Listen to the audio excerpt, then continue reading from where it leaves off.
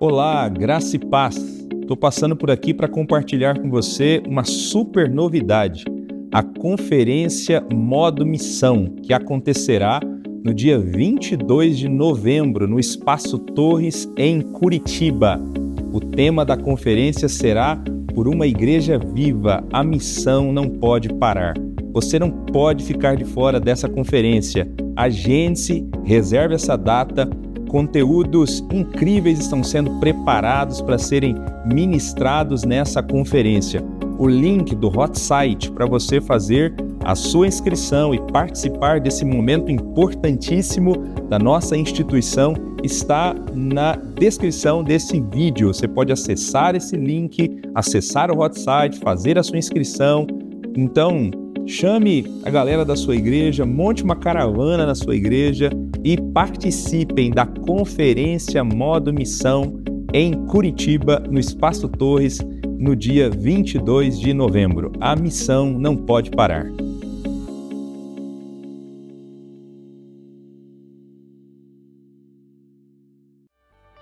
Graça e paz, juntos em mais um Promessas de Esperança. E você aqui com a gente é sempre motivo de alegria e gratidão no coração de toda a família da TV Viva a Promessa. Que Deus proteja, abençoe e prospere muito a sua casa, o seu lar, sua igreja. Não deixa de compartilhar o link que você tem aí agora. Compartilha e comunica e distribui para os seus amigos, familiares, pessoal da igreja, para que mais pessoas tenham acesso a esse conteúdo. Legal? Deixa o seu like, o seu comentário, diz pra gente de onde você está acompanhando. Se você ainda não é inscrito no nosso canal, se inscreve agora e vem fazer parte dessa grande comunidade digital, a família adventista da promessa, aqui na TV Viva a Promessa. Legal? E não esquece, eu quero te convidar sempre, se você ainda não participa, seja um amigo da missão. Nós precisamos da sua oração, da sua ajuda e da sua contribuição, independente do tamanho que ela seja, para que a gente possa multiplicar cada vez mais os conteúdos da TV Viva a Promessa. Legal? Na reflexão de hoje, nós iremos meditar no seguinte tema: casais em meio à tormenta. Pega a sua Bíblia, já se prepara. Daqui a pouco, depois da vinheta, a gente reflete junto na Palavra de Deus.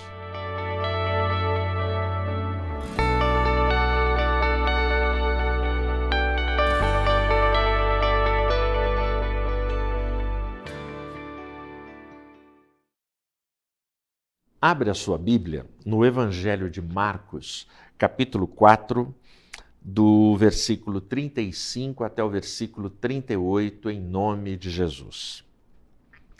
E naquele dia, sendo já tarde, disse-lhes: passemos para o outro lado. E despedindo a multidão, levaram-no consigo, assim como estava no barco. E havia também com ele outros pequenos barcos. E se levantou grande tempestade de vento, e as ondas batiam no barco, de modo que já se enchia.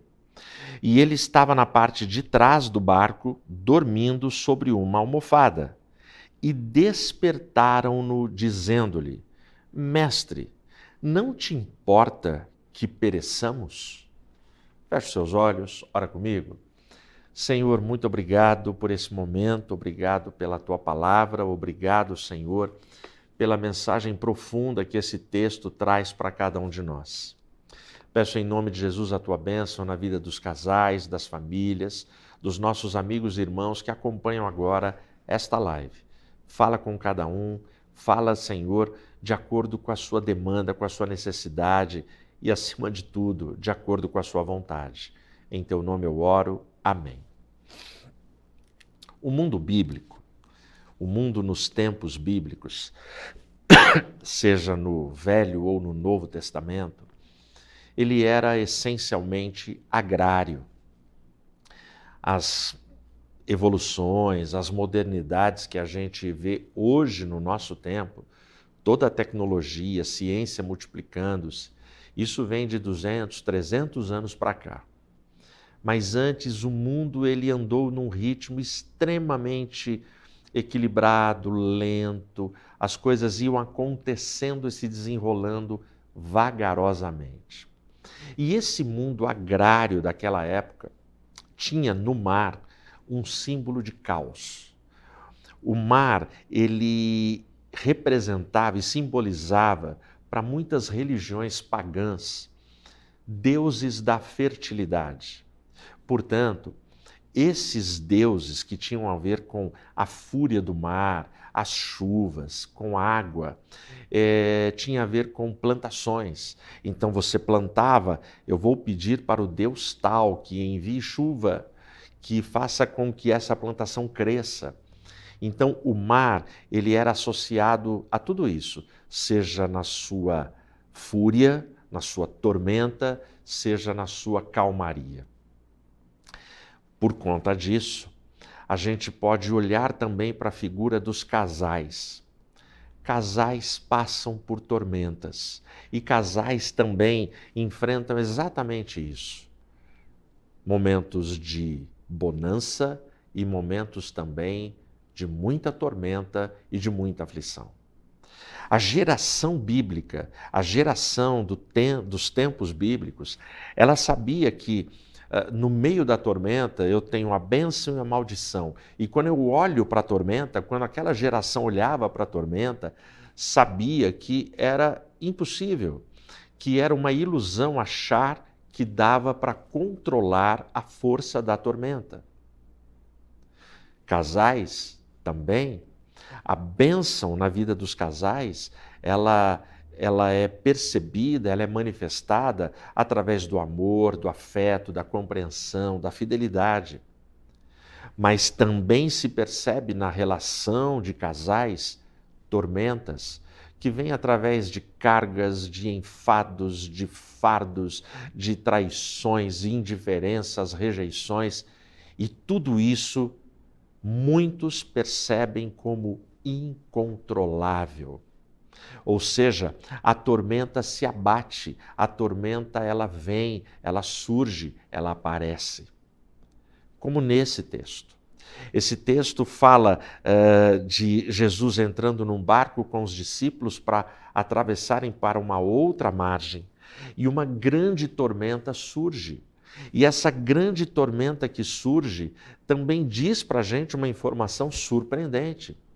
O texto fala que os apóstolos estão desesperados porque eles não conseguem controlar o volume de água que entra no barco. E o texto diz que Jesus, enquanto tudo isso está acontecendo, ele dorme na parte de trás no barco, apoiado numa almofada. E aí eles acordam Jesus e fazem a pergunta que inevitavelmente a maioria de nós já fez, no mínimo uma vez. Mas eu diria que a maioria fez mais vezes.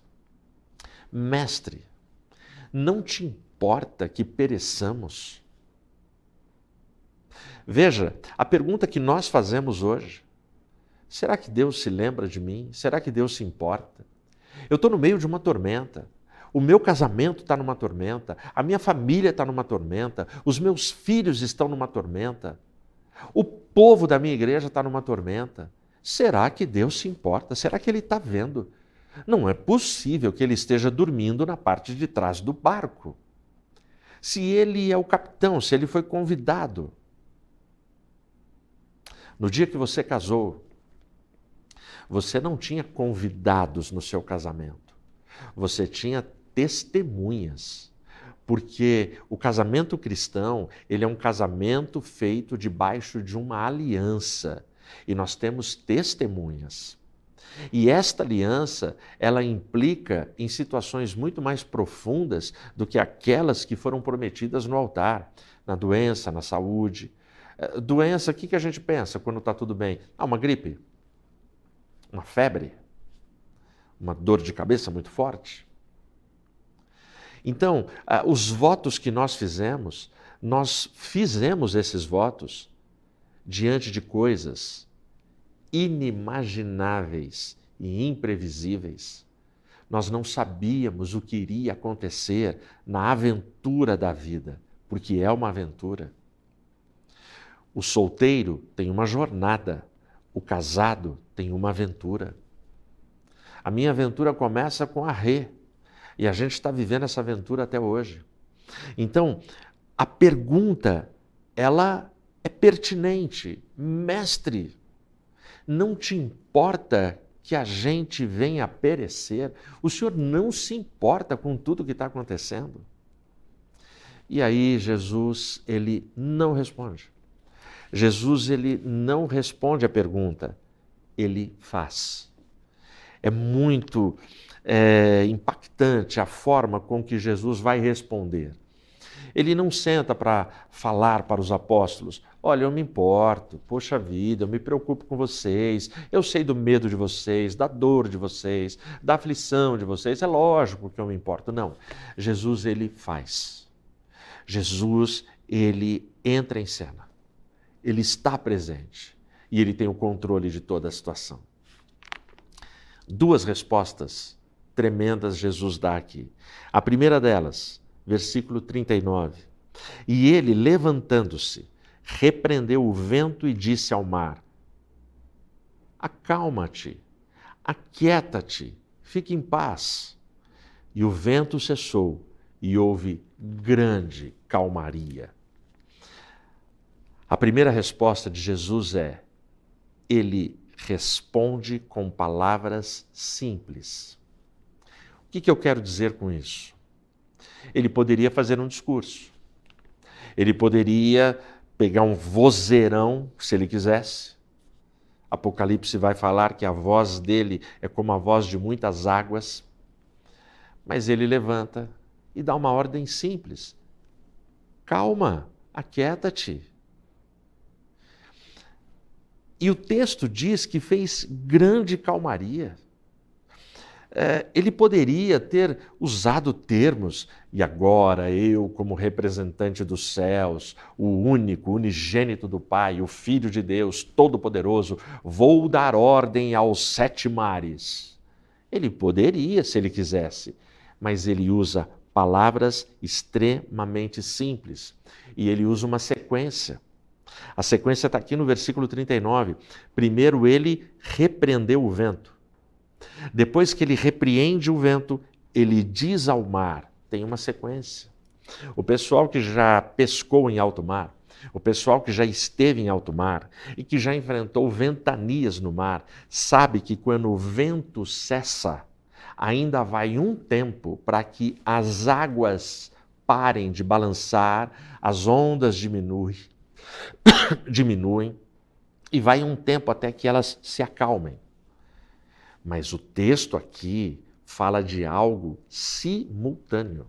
Ele repreende o vento para, e ele fala para o mar, aquieta-te.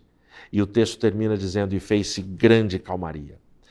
Calmaria, a palavra grega usada aqui, significa o mar ficou paradinho no mesmo momento. Sabe aquela cena quando o mar está sem onda nenhuma e parece um espelho que está refletindo o céu? É isso que aconteceu. E isso que aconteceu aqui é impressionante, porque Jesus, ele vem com palavras que eu entendo, que você entende, que os nossos filhos entendem, que as nossas crianças entendem, que a nossa família entende, que o nosso lar entende, que o nosso casamento entende. Então falar que a gente não compreende é desculpa. Falar que, Bíblia, teologia é muito difícil. Eu sei que Bíblia e teologia têm coisas muito complexas e difíceis, mas eu também sei que as revelações salvíficas, elas são feitas para que uma criança entenda, um teólogo entenda, um sábio entenda, e todos na sua dimensão e no seu nível de profundidade vai captar o texto bíblico.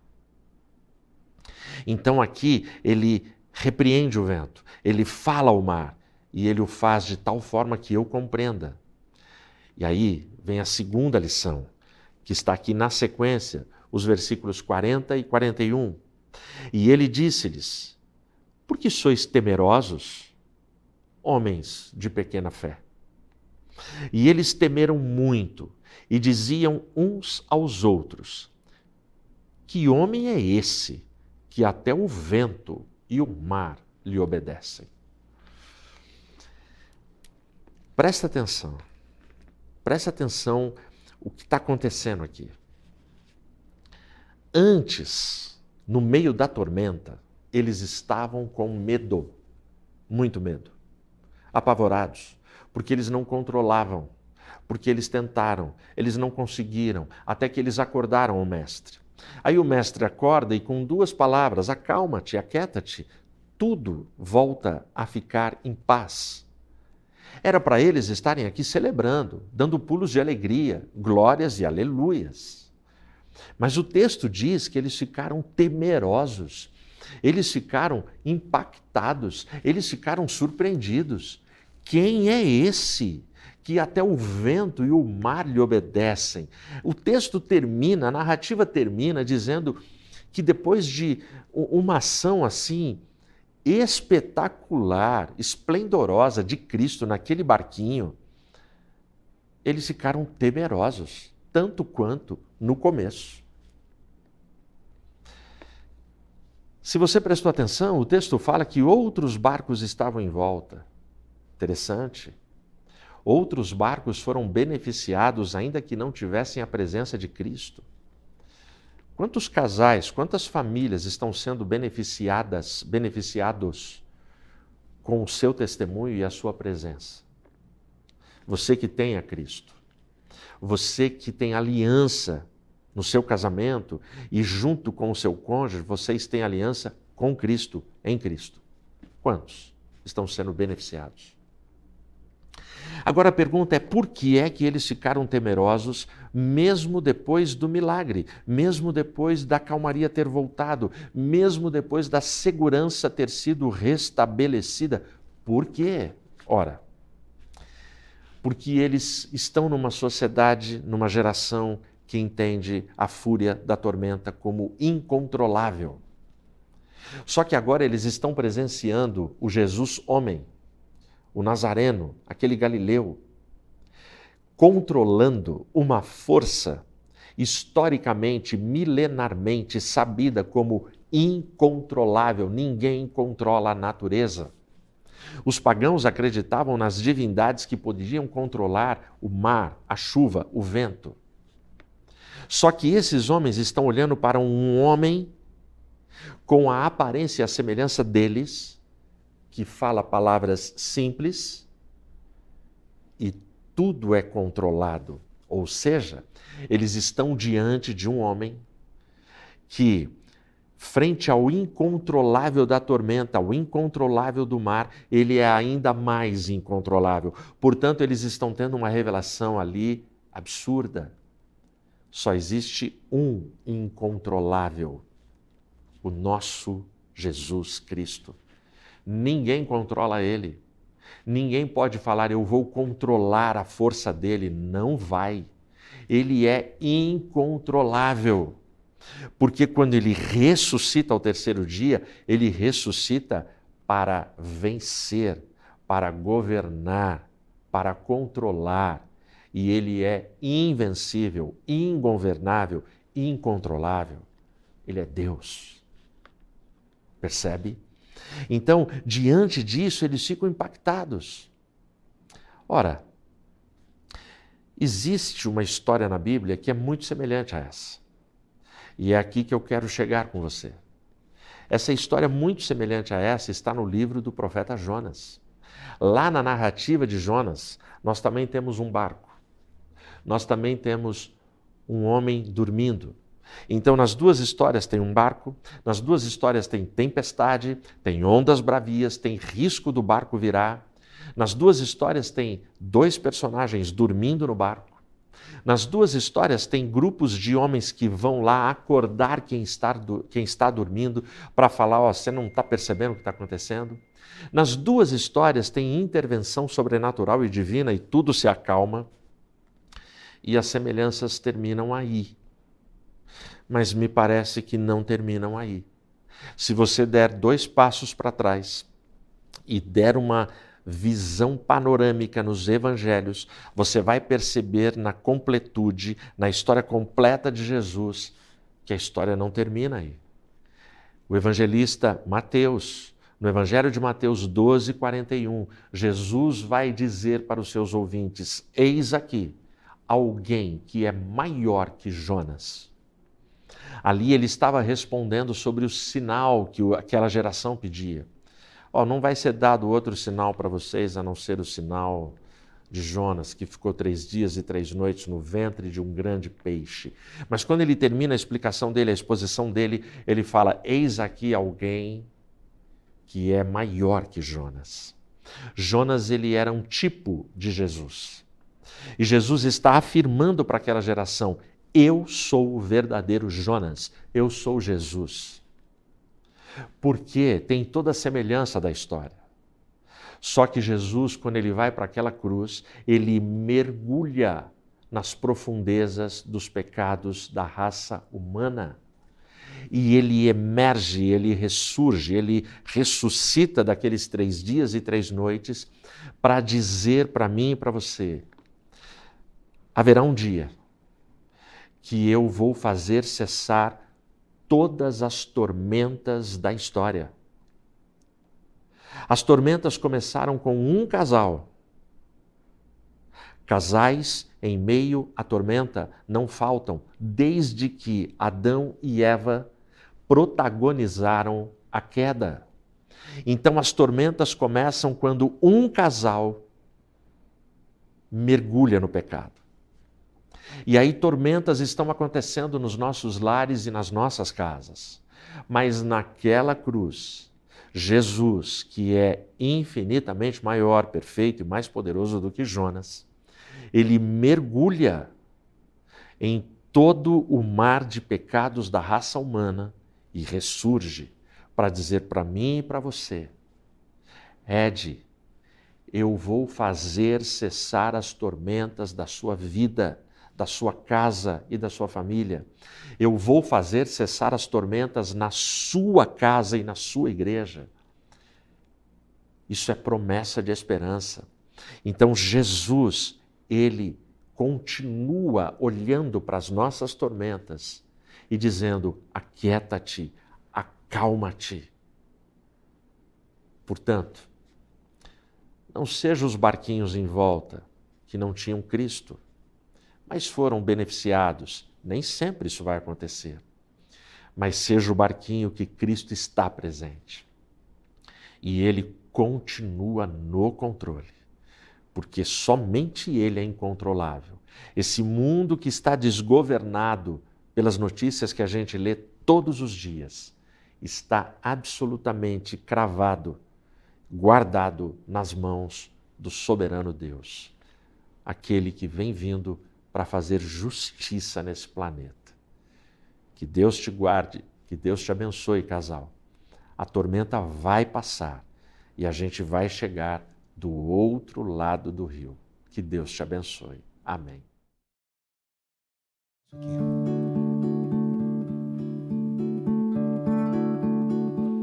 Se liga aí.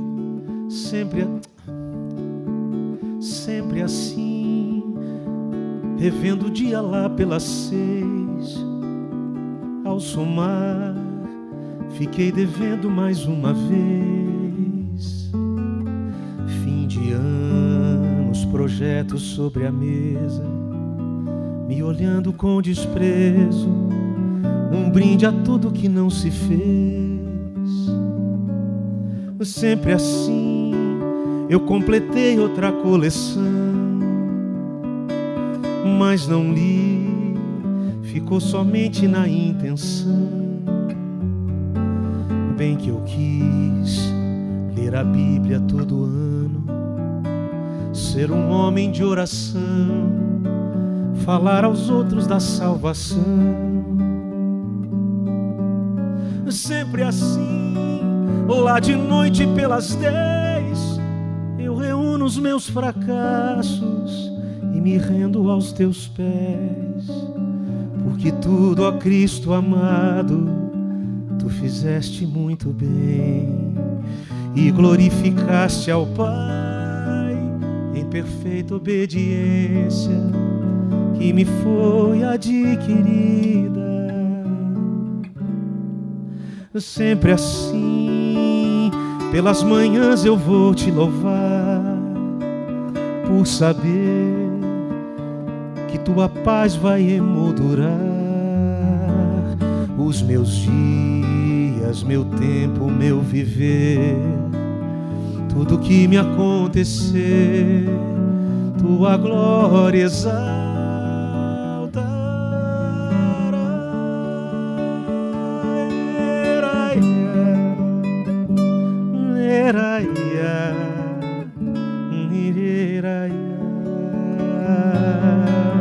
Sempre assim, lá de noite pelas 10, eu reúno os meus fracassos e me rendo aos teus pés, porque tudo, ó Cristo amado, tu fizeste muito bem e glorificaste ao Pai em perfeita obediência que me foi atribuída.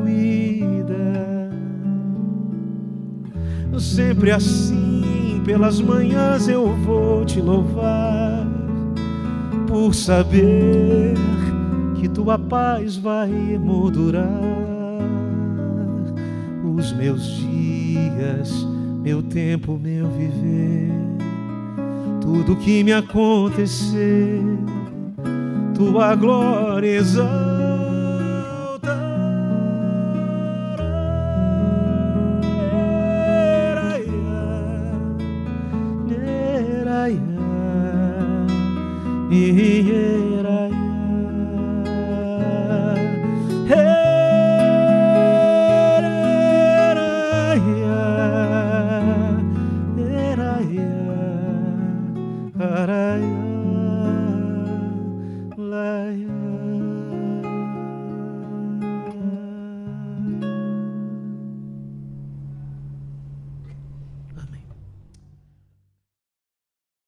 Glória a Deus por esse tempo.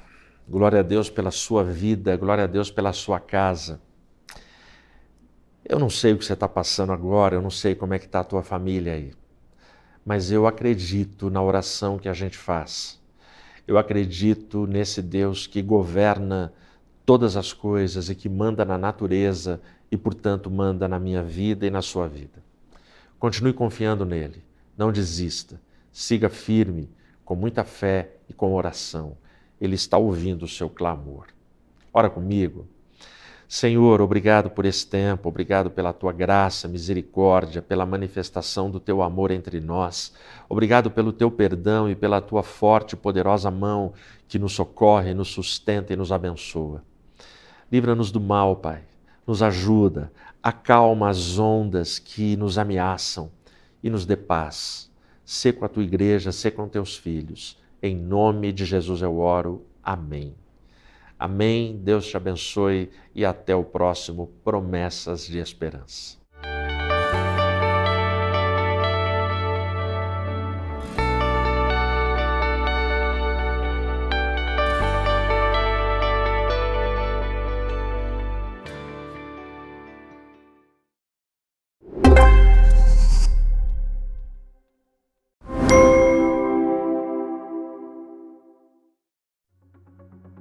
Tem muita gente confusa e sem rumo.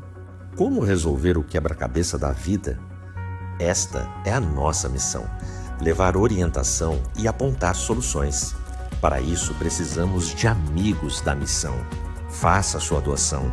Quanto mais amigos ajudando, mais pessoas serão alcançadas, mais quebra-cabeças serão resolvidos. Seja um amigo da missão e ajude a TV Viva Promessa a levar sua programação a cada vez mais pessoas. Olá, pessoal! Eu tenho uma novidade incrível para compartilhar com vocês. Certamente, muitos já ouviram falar do nosso grande lançamento, as Bíblias em modo missão. Mas talvez o que você não saiba é que essa Bíblia é muito mais do que um livro. Ela é um convite para você fazer a diferença do outro lado do mundo. Com esta Bíblia em suas mãos, você não apenas lê a palavra de Deus, mas literalmente escreve esperança em Moçambique. Isso porque parte do valor de cada Bíblia vendida vai diretamente para a construção de uma escola lá em Moçambique. Isso sim é viver em modo missão. Podemos contar com você nessa transformação?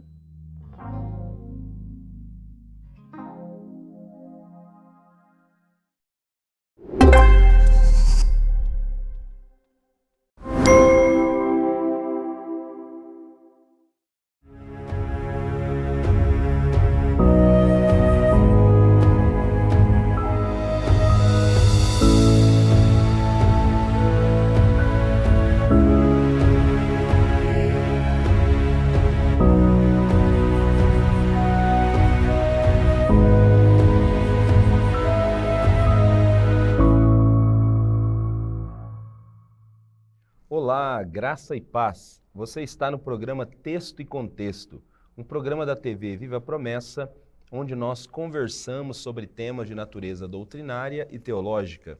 Eu sou o pastor Eleilton e é uma alegria ter você por aqui. Nós estamos iniciando uma nova temporada no programa Texto e Contexto. Desta vez, nós vamos fazer a leitura do livro do profeta Daniel. Nós já fizemos aqui, alguns meses atrás, a leitura do livro de Apocalipse, que é um livro escatológico, que trata da doutrina das últimas coisas, e algumas pessoas nos abordaram pedindo para que nós fizéssemos também aqui a leitura de Daniel e também de Zacarias, que nós faremos numa outra temporada. Então, nós vamos iniciar a leitura do livro do profeta Daniel nessa temporada, capítulo por capítulo. Bom, antes de nós iniciarmos o nosso estudo de hoje, eu queria convidar você para compartilhar o link desse programa. Compartilhe aí com seus amigos, com seus familiares, nos grupos de WhatsApp da sua igreja local, para que mais gente tenha acesso a esse conteúdo e também seja abençoado com o programa Texto e Contexto.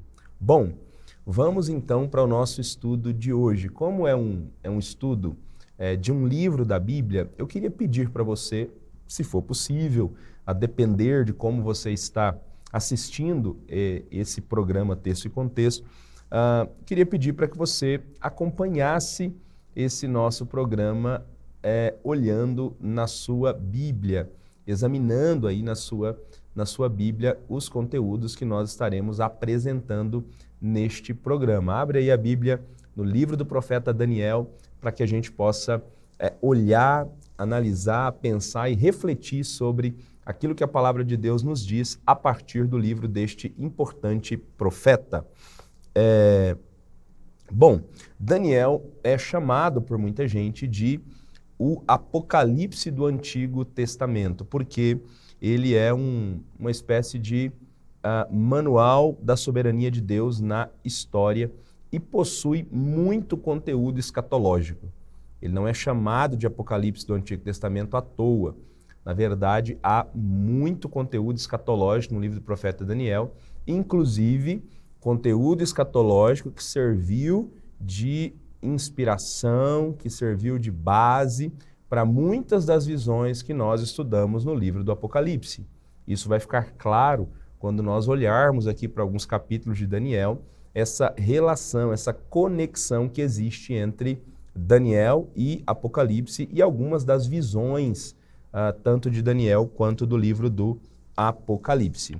O livro de Daniel, ele foi escrito aproximadamente ali por volta dos anos 536 a 537 antes de Cristo, recordando eventos que aconteceram entre 605 e 306.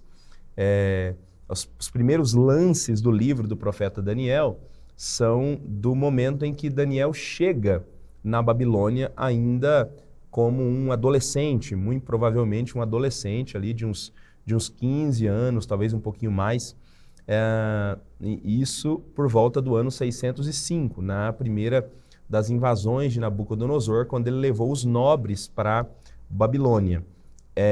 E nós temos visões no livro de Daniel, narrativas no livro de Daniel, até quando Ciro o Grande já está no poder, até quando a Pérsia já se tornou uma potência mundial. Então o livro cobre todo esse período aqui. Nós temos histórias desde 605 até ali perto do ano 536 antes de Cristo, mas é óbvio que a forma final do livro ela só chegou ali por volta de 536, 537, porque nós temos histórias destes anos.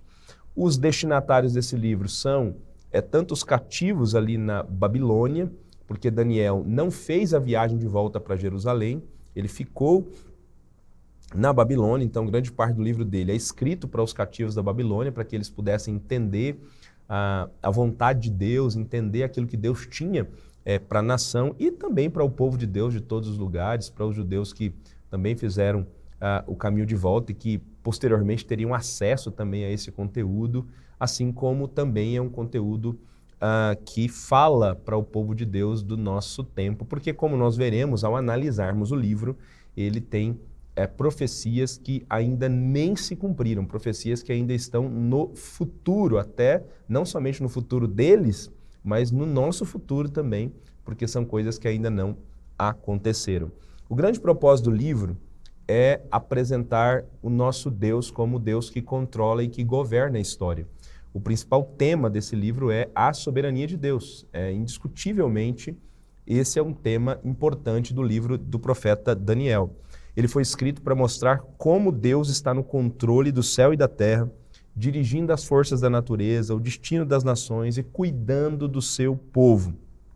O livro apresenta um relato dos judeus fiéis, mesmo durante o cativeiro babilônico. Daniel é um grande exemplo de um judeu que foi para o cativeiro, mas não perdeu a sua fé. Mesmo ali, continuou firme, servindo ao Senhor, obedecendo ao Senhor, e não somente ele, nós também tivemos outros judeus que permaneceram da mesma maneira, e o livro do profeta acaba mostrando isso para a gente também. Então esse aqui é um resumo do livro. O autor é o próprio Daniel, tá? Daniel 12, versículo 4. Esse texto menciona o nome dele, mas você, Daniel, feche com um selo as palavras do livro até o tempo do fim. Muitos irão por todo lado em busca de maior conhecimento. Então eu, Daniel, olhei, diante de mim estavam 2 anos, enfim, aí segue a descrição, mas Daniel é quem recebe as revelações deste livro e muito provavelmente quem escreve esse livro que leva o nome dele, ao livro de Daniel. Bom, o livro ele tem duas divisões básicas. São 12 capítulos e, coincidentemente, as divisões elas acontecem deixando 2 partes iguais. São 6 capítulos com um conteúdo um pouco mais histórico. Nós temos uma parte histórica no livro de Daniel e nós temos 6 capítulos com um conteúdo mais escatológico, um conteúdo mais profético, né, olhando para frente. Geralmente, quando o pessoal estuda o livro de Daniel, buscando entender profecias, a concentração desses estudos está na segunda parte do livro, que é a parte profética. Agora, os cristãos, de maneira geral, quando pensam no livro do profeta Daniel, eles lembram-se de histórias que estão presentes na primeira parte do livro, que é a parte histórica. Quem não se lembra, por exemplo, da história de Daniel na cova dos leões, dos 3 amigos de Daniel que foram lançados na fornalha. Então, essas histórias são histórias que estão na primeira parte do livro, que é a parte histórica. São 6 capítulos, e olha que interessante. Nesses 6 capítulos, nós temos 6 testes que são apresentados. São 6 capítulos, cada capítulo tem um teste. 3 testes na área da fidelidade e 3 testes na área da sabedoria. Então, no capítulo 1, nós temos um teste na área da fidelidade, relacionado à contaminação alimentar. No 2, um teste de sabedoria, que é relacionado à interpretação de um sonho. No 3, outro teste de fidelidade, né, quando os amigos não quiseram se dobrar diante da estátua. No 4, nós temos um outro teste de sabedoria, que é um outro sonho de Nabucodonosor que Daniel teve que interpretar. No capítulo 5, nós temos outro teste de sabedoria também, que é uma interpretação que Daniel teve que dar de umas letras que foram escritas na parede com uma mão. E no capítulo 6 é um último teste de fidelidade, que é quando Daniel é jogado na cova dos leões por conta da sua fé. Então são 3 testes de fidelidade, 3 testes de sabedoria, e nós vamos olhar também esses testes. Como eu disse, a proposta é que nós examinemos o livro capítulo por capítulo, então mesmo que haja um grande interesse pela segunda parte, que é a parte escatológica, nós vamos olhar o livro desde o início também, passando por esses testes, passando por essa parte histórica do livro de Daniel. Aí nós temos a parte escatológica, que são dos capítulos 7 até o capítulo 12. Nessa parte escatológica, nós temos 4 visões principais. Nós temos no capítulo 7 a visão dos 4 animais, no capítulo 8 a visão do carneiro e do bode, e também nesse capítulo que nós temos aquela famosa visão sobre as 2.300 tardes e manhãs, que é muito importante para a gente entender e compreender a visão das 2.300 tardes e manhãs. E no capítulo 9 nós temos a visão das 70 semanas, uma visão também extremamente debatida pelos evangélicos de modo geral. E, por fim, nós temos dos capítulos 10 até o 12, nós temos a visão de uma grande guerra. Esses capítulos todos, os 3, eles estão interligados. Tá? No capítulo 10, ele apresenta ali o contexto dessa visão que Daniel teve, que ele não ficou muito bem, um tempo de oração que ele teve, também de jejum, e na sequência 2 capítulos apresentando uma descrição dessa visão, dessa grande guerra. Então, os 3 capítulos eles estão conectados, o 10, o 11 e o 12 é uma única visão. Então, nessa segunda parte do livro, nós temos 4 visões, todas elas visões escatológicas, tá? Das 4 visões, nós temos visões escatológicas, e nós vamos entrar depois também nessas visões escatológicas. Mas, bom, como eu disse que nós vamos examinar capítulo por capítulo, então nós vamos começar com a primeira parte, que é a parte histórica, que é a parte que nós temos os testes, os 6 testes, começando com o teste de fidelidade, que é o teste do capítulo 1. Nós vamos, nesse primeiro programa, nós vamos examinar 2 testes.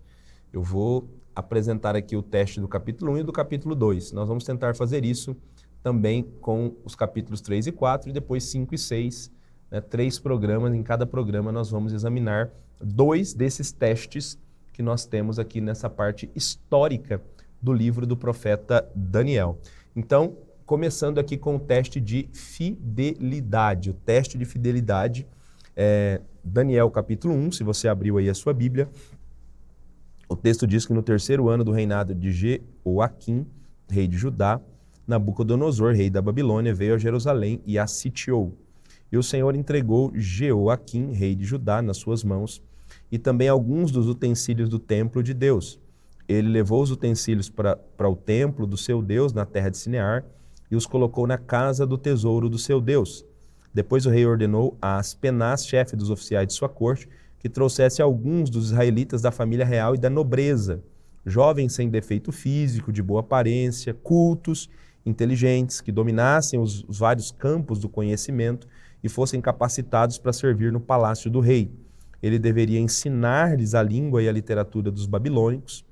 De sua própria mesa, o rei designou-lhes uma porção diária de comida e de vinho. Eles receberiam um treinamento durante 3 anos e depois disso passariam a servir o rei. Entre esses estavam alguns que vieram de Judá: Daniel, Ananias, Misael e Azarias.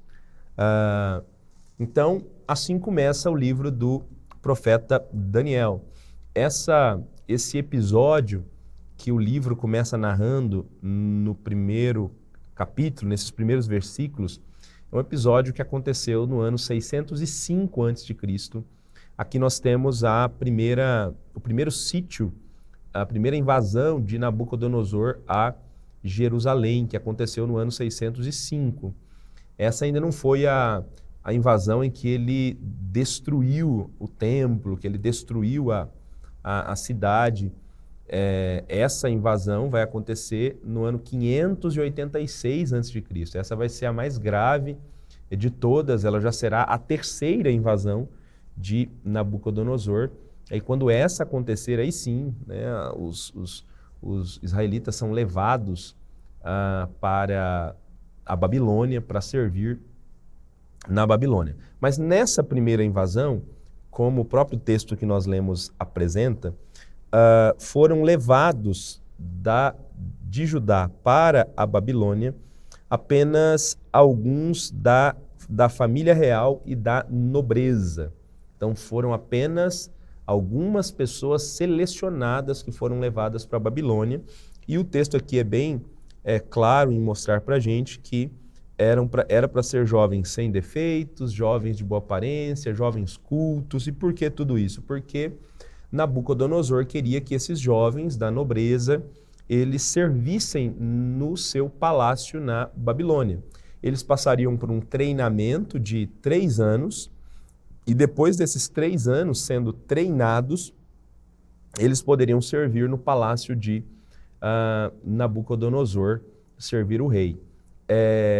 Esse treinamento que é mencionado aqui, né, esses jovens que seriam escolhidos para passar por esse treinamento e para servir no palácio do rei, aqui nós temos um tipo de treinamento que era cobiçado e desejado pela maioria dos jovens da Babilônia.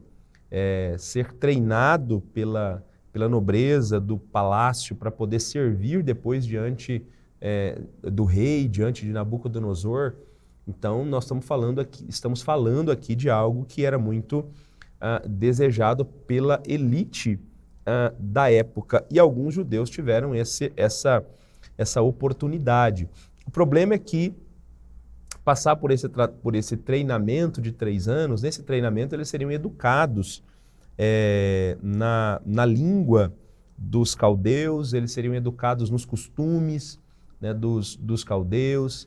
Enfim, a fé deles, no caso aqui de jovens judeus, a fé deles seria colocada contra a parede em muitos momentos desse treinamento, com toda certeza.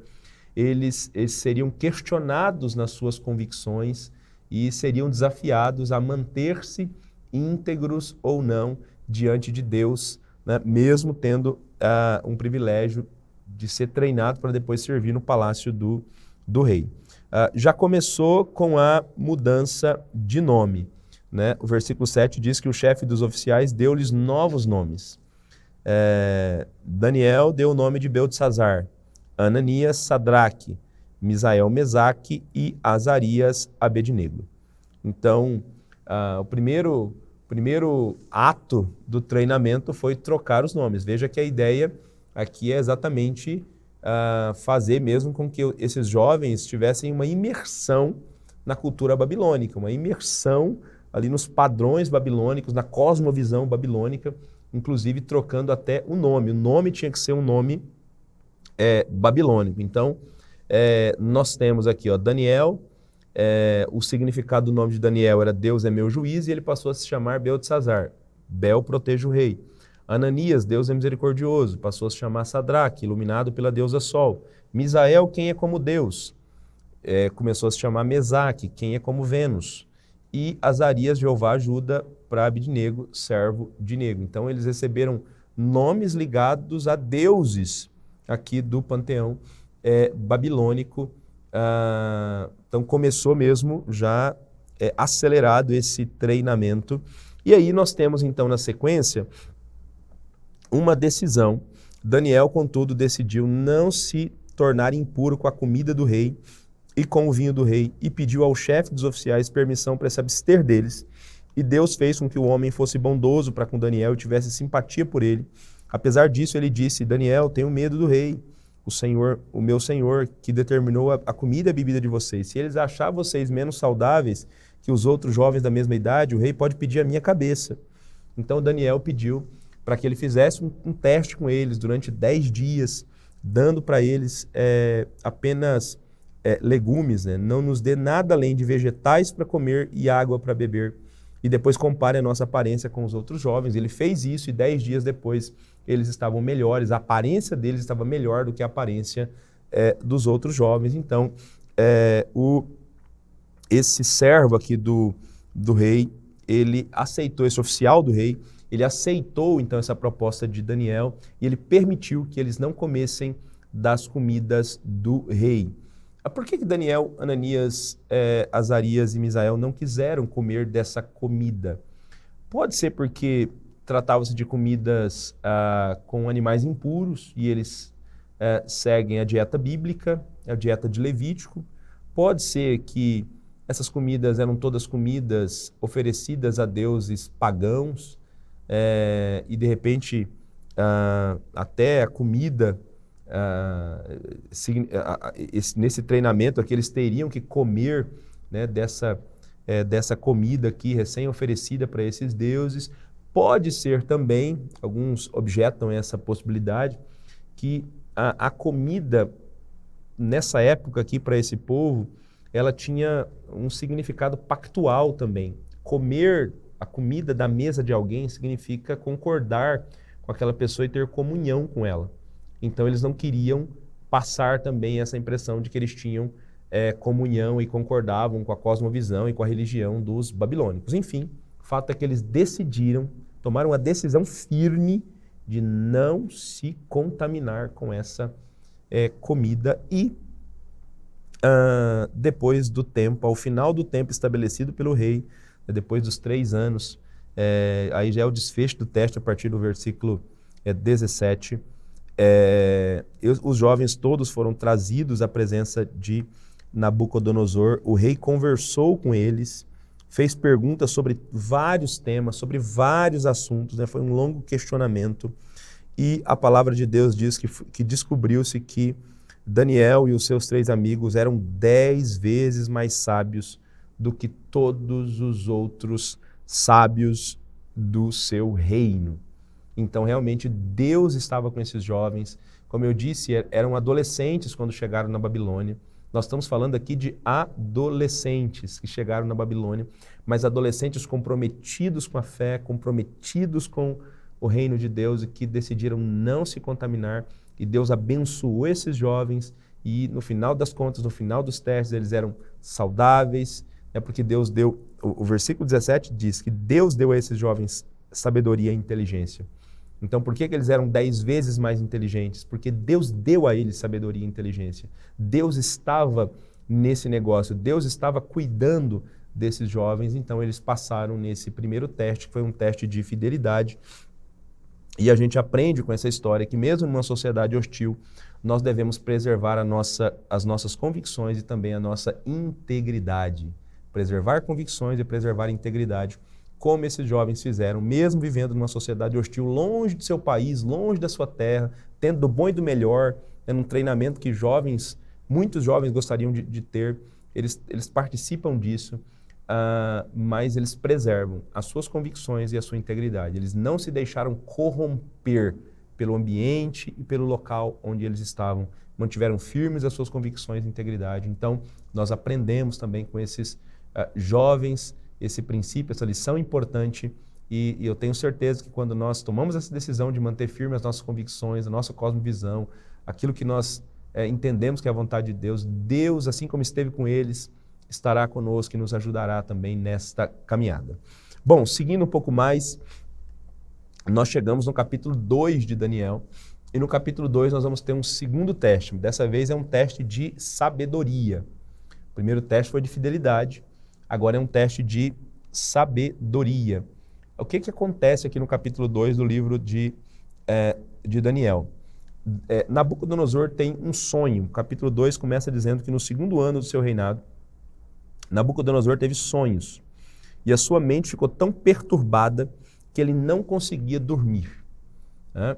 A mente ficou tão perturbada que ele não conseguia dormir. E aí ele convoca os magos, encantadores, feiticeiros, astrólogos, enfim, convoca todas essas pessoas que servem ali no seu reino para contar que ele teve um sonho e para pedir para que eles revelem esse sonho, porque ele ficou muito perturbado com esse sonho que ele teve. A diferença é que ele disse que ele não contaria o sonho. Eles teriam que dizer o que ele sonhou, e não somente dizer o que ele sonhou, mas também dar a interpretação do sonho. É claro que, como a maioria desses encantadores, sábios aqui, eles eram charlatões, eles não tinham essa capacidade, né? Muitas das interpretações que eles davam eram interpretações equivocadas e com base na fala já, depois que alguém já contou o que sonhou. Então eles não foram capazes de dizer o que Nabucodonosor sonhou. Eles até disseram para eles, nenhum homem é capaz de fazer isso que o senhor está pedindo para a gente, porque só os deuses seriam capazes de fazer isso. Então, nenhum homem é capaz de fazer o que o senhor está pedindo. Ele fica muito irado, ele fica muito bravo com os sábios, né? E ele então pede para que eles sejam executados. Versículo 12 diz, isso deixou o rei tão irritado e furioso que ele mandou a execução de todos. E aí então foi emitido um decreto para que fossem mortos todos os sábios. E os encarregados saíram à procura de todos os sábios para poder executar todos eles, inclusive Daniel e os seus 3 amigos. Daniel e os seus 3 amigos também, eles estavam na lista dos sábios que deveriam ser executados, né? Aí, então, nós temos uma fala de Daniel com Arioque. Arioque é o comandante da guarda do rei. Ele já se preparava para matar os sábios da Babilônia. Estou lendo aqui o versículo 14. Quando Daniel dirigiu-se a ele, com sabedoria e bom senso, perguntou o que tinha acontecido. Arioque explicou o que tinha acontecido. Então, Daniel foi pedir ao rei que desse um prazo para ele, que ele interpretaria o sonho do rei. Que não matasse os sábios, que desse um prazo e que esse sonho seria interpretado. Então, nós temos um trecho aqui do capítulo 2, que é Daniel diante de Deus, né? Ele volta para casa, ele conta o problema para Ananias, Misael e Azarias, e ele pede para eles, orem ao Deus do céu, orem ao Senhor, para que o Senhor revele para a gente esse mistério, para que nós não sejamos executados. Então, eles se colocam diante de Deus em oração. É interessante essa estratégia de Daniel. Ele pediu para os amigos, para que os amigos orassem a Deus, para que Deus revelasse. Daniel sabia que só Deus mesmo poderia revelar isso. Só Deus mesmo poderia dizer o que Nabucodonosor sonhou e apresentar a interpretação desse sonho. E ele pede oração, e o versículo 19 diz que o mistério foi revelado a Daniel na noite, numa visão. Daniel louvou ao Deus do céu e disse, louvado seja o nome de Deus para todo sempre. A sabedoria e o poder a ele pertencem. Versículo 21. Ele muda as épocas e as estações, destrona reis e os estabelece, dá sabedoria aos sábios e conhecimento aos que sabem discernir, revela coisas profundas e ocultas, conhece o que jaz nas trevas e a luz habita com ele. Eu te agradeço e te louvo, ó Deus, dos meus antepassados. Tu me deste sabedoria e poder e me revelaste o que te pedimos. Revelaste-nos o sonho do rei. Então ele exalta a Deus, ele glorifica a Deus nesse trecho, porque eles oraram, eles pediram para Deus sabedoria para interpretar o sonho e Deus revelou para eles o sonho que Nabucodonosor teve. Você está vendo projetada aí a divisão desse capítulo 2. Eu não sei se você reparou, mas esse capítulo 2 de Daniel, ele foi ordenado numa forma de quiasmo, né? Onde ideias são colocadas de maneira paralela, né? Uma outra. Então nós temos aí o rei e os sábios na primeira, e aí lá na última, o rei e os seus sábios novamente.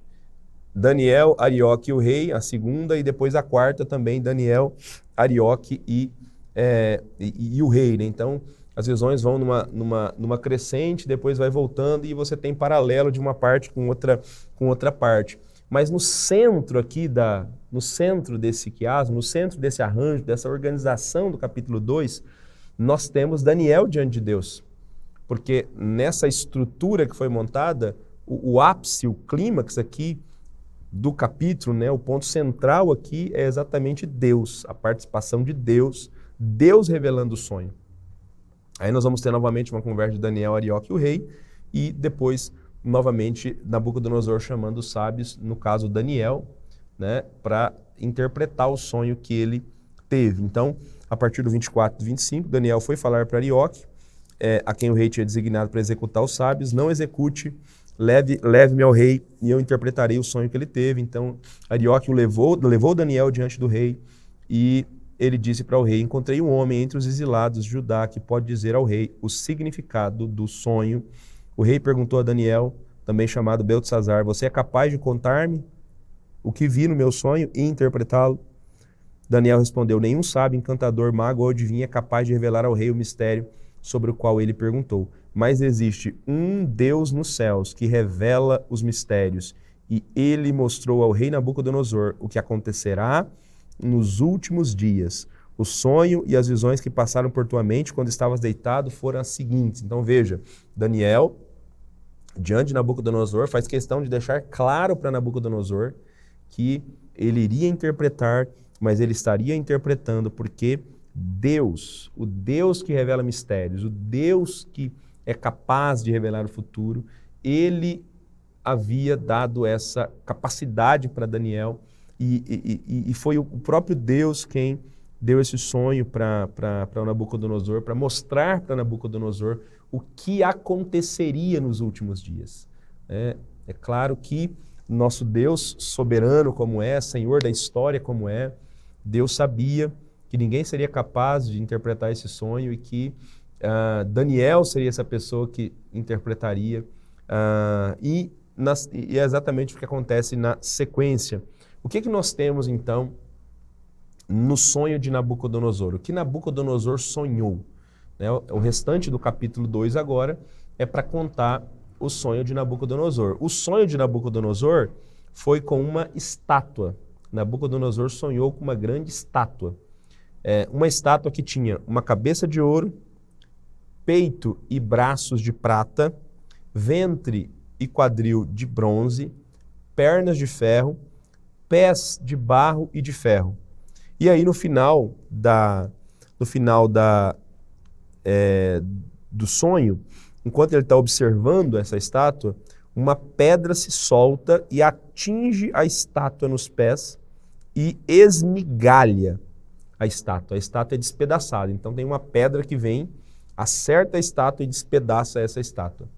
Então Daniel, ele conta para o rei o sonho que ele teve e na sequência apresenta a interpretação do sonho. Então, o que significa esse sonho? O que significa essa estátua que Nabucodonosor apareceu para Nabucodonosor enquanto ele dormia? Então, pelo que o Daniel falou, nós temos aqui a cabeça de ouro como significando a própria Babilônia. Né? Daniel diz para Nabucodonosor, tu és a cabeça de ouro. Então, a cabeça de ouro é uma referência ao próprio Império Babilônico.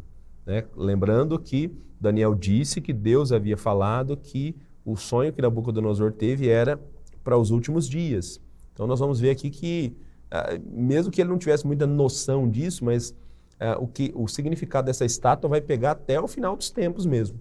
Então, tu és a cabeça de ouro. Então, a cabeça de ouro é o Império Babilônico. Aí, o versículo 39, ele diz, depois de ti surgirá outro reino, inferior ao teu. Depois um terceiro, reino de bronze, que governará toda a terra. Então, essas outras partes aqui, o peito e braços de prata e o ventre e o quadril de bronze, eram reinos que viriam na sequência, depois do Império Babilônico. Em Daniel 2 não é dito o nome desses reinos, mas nós sabemos pela história que o reino que veio na sequência é o reino Medo-Persa. Então, o peito e o braço de prata é uma referência ao Império Medo-Persa, o ventre e o quadril de bronze é uma referência à Grécia, e finalmente haverá um quarto reino forte como ferro, pois quebra e destrói tudo, assim como o ferro despedaça, ele também destruirá e quebrará todos os outros. Então, esse quarto reino, que são as pernas de ferro, é o Império Romano, que realmente, de todos os impérios aqui, foi o maior de todos, com poderio bélico gigantesco, que conquistou todo o mundo e foi o império que ficou mais tempo no poder e mais tempo em pé, até ser destruído. Inclusive, quando Jesus chegou a essa terra, o império que estava no poder era o Império Romano. Então é isso que significa as pernas de ferro. Mas aí a estátua apresenta pés de barro e de ferro. Ela tem pé de barro e ferro. O que significam esses pés de barro e ferro? Esses pés de barro e ferro, na verdade, eles apontam não para um reino específico, como todos os outros até agora, né? Cabeça de ouro, braços e peitoral de prata, ventre de bronze, pernas de ferro. Agora os pés de ferro e barro, eles apresentam todos os reinos que surgiram a partir do Império Babilônico, a partir do Império Romano, perdão, porque a perna de ferro aqui é o Império Romano, todos os reinos que vieram depois do Império Romano, até surgir o reinado do Anticristo. Veja que o texto fala, como viste, os pés e os dedos eram de parte barro e em parte ferro. Isso quer dizer que esse será um reino dividido, mas ainda assim terá um pouco da força do ferro, embora tenhas visto ferro misturado com barro. Assim como os dedos eram em parte de ferro e em parte de barro, também esse reino será em uma parte forte e uma parte frágil. A ideia, gente, é que a partir do Império Romano, nós não tivemos mais no mundo a figura de um império poderoso, um império mundial. Nós temos nações fortes, grandes potências, no presente mesmo, no tempo que nós vivemos hoje, 2025.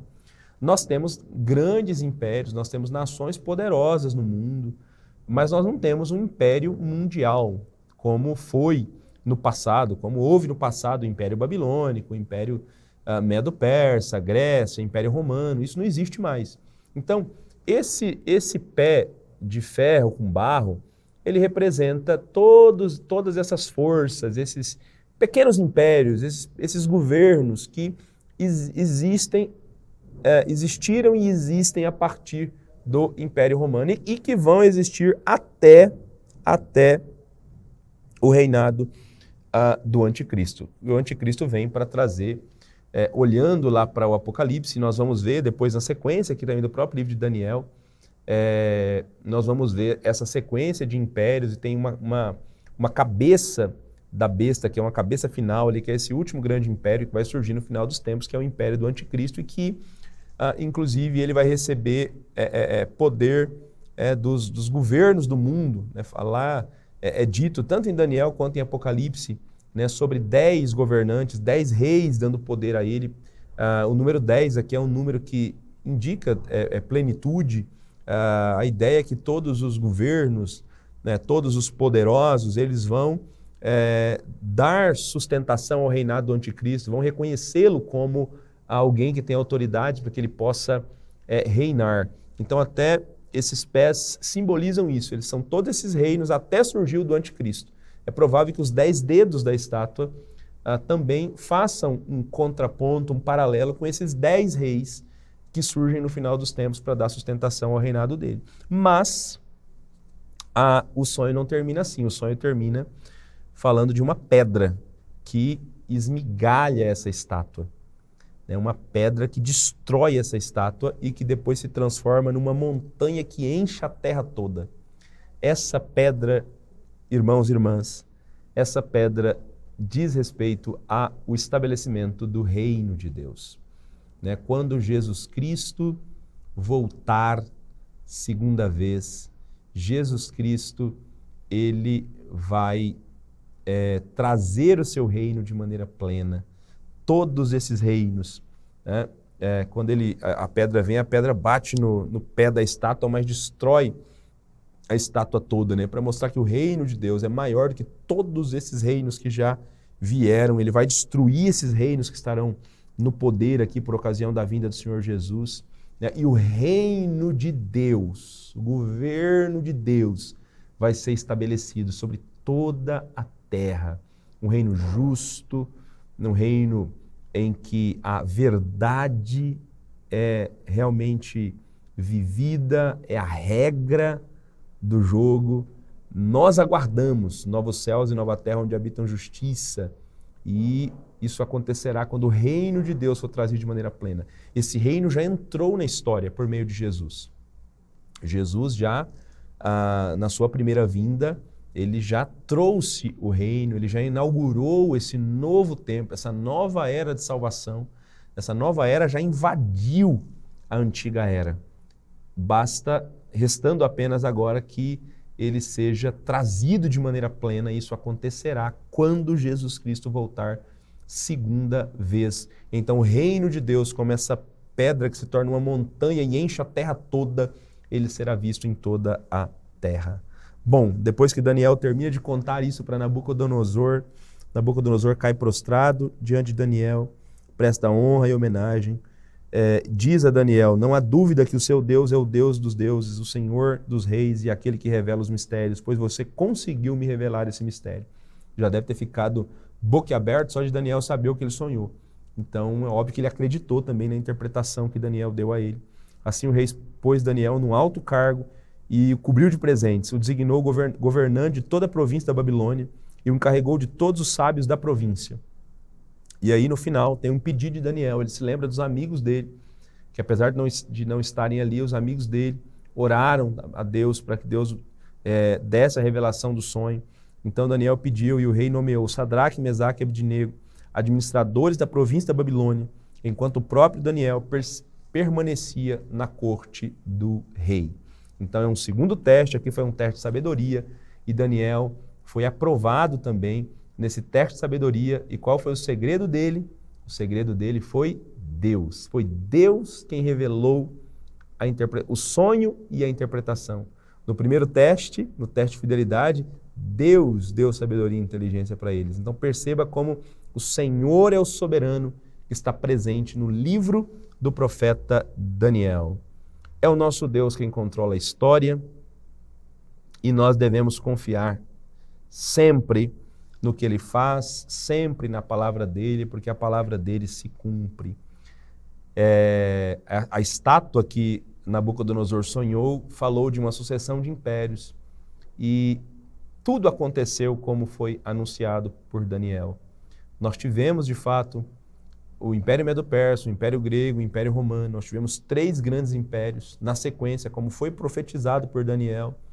E a partir desse terceiro império, que é o Império Romano, nós já não tivemos mais grandes impérios. Nós estamos vivendo esse período dos pés de ferro e de barro.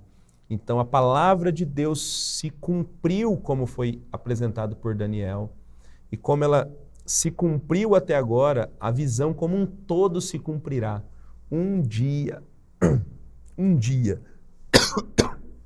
o reino de Deus será estabelecido de maneira plena nessa terra. Nós acreditamos nisso. Um dia a pedra destruirá a estátua e ela vai se transformar numa montanha que vai tomar a terra toda. Essa é a nossa esperança, essa é a nossa convicção diante desse texto, diante da palavra de Deus. Nós acreditamos que a palavra do Senhor se cumprirá. Amém. Nós estamos chegando ao final desse primeiro programa, dessa nova temporada sobre o livro do profeta Daniel. E diante do que nós estudamos hoje, eu queria orar com você, pedindo a bênção de Deus para a sua vida diante daquilo que nós estudamos hoje com base no livro do profeta Daniel. Vamos orar no nome de Cristo? Senhor, nós glorificamos o Teu nome por essa oportunidade que tivemos hoje de iniciar essa jornada de estudos no livro do profeta Daniel. Pedimos Tua bênção sobre nós, pedimos que o Senhor nos ajude a entender esse tão importante e maravilhoso livro da Tua palavra. Hoje nós estudamos sobre 2 testes sobre os quais os Teus filhos foram submetidos. Eles venceram, eles foram aprovados nos 2 e o segredo deles era o Senhor. Ajuda-nos sempre, meu Deus, a manter integridade, mesmo numa sociedade hostil, crendo que o Senhor está do nosso lado. Ajuda-nos a confiar que o Senhor é o Deus que controla a história, que o Senhor é o soberano sobre a história. Tudo está em tuas mãos, meu Deus. Que a gente nunca perca essa confiança e sempre dependa do Senhor, assim como nós aprendemos e vimos nesses 2 capítulos do livro do profeta Daniel. Amém. Amém. Deus abençoe a sua vida. Nós estamos chegando ao final desse nosso primeiro estudo sobre o livro do profeta Daniel. Que Deus abençoe você. Na próxima semana estaremos aqui novamente, mais um episódio do programa Texto e Contexto, onde nós iremos estudar sobre os capítulos 3 e 4 de Daniel, mais 2 testes que nós temos nessa parte histórica do livro. Até lá, que Deus o abençoe.